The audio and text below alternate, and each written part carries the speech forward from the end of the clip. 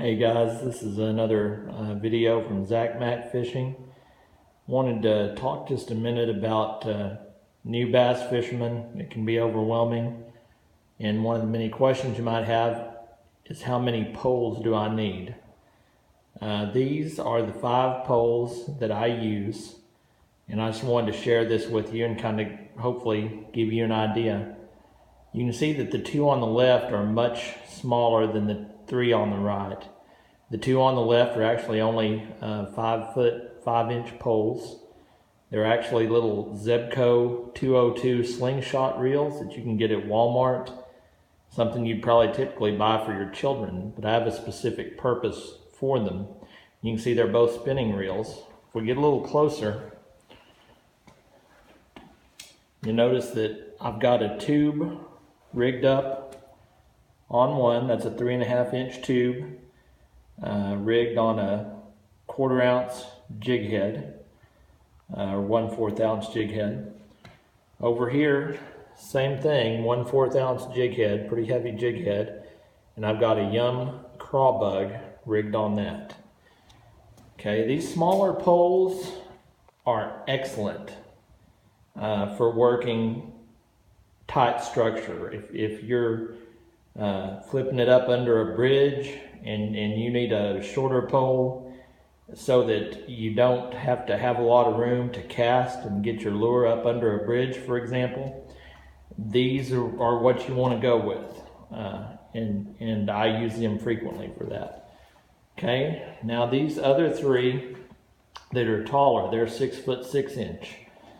Okay, now the one in the middle with the red craw crankbait on it, you can see that's a spinning reel. It's a 5-to-1 gear ratio, which is very slow, but for crankbaits such as this one, you need a slower reel that has some torque to it that's going to keep that crankbait in the strike zone for the bass longer.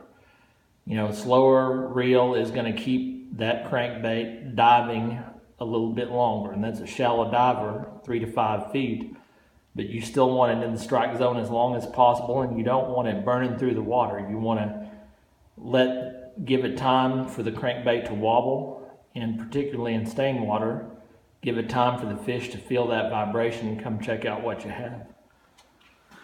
These other 2 poles are bait casters. You know, if you look down here, you'll notice that they are bait casters.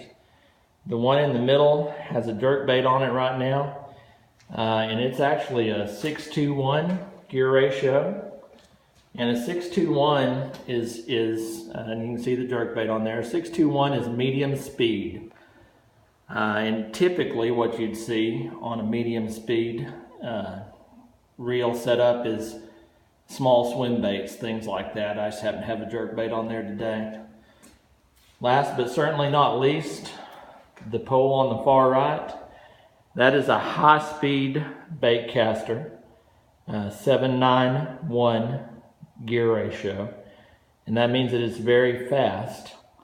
And you'll notice on it, I have a jig.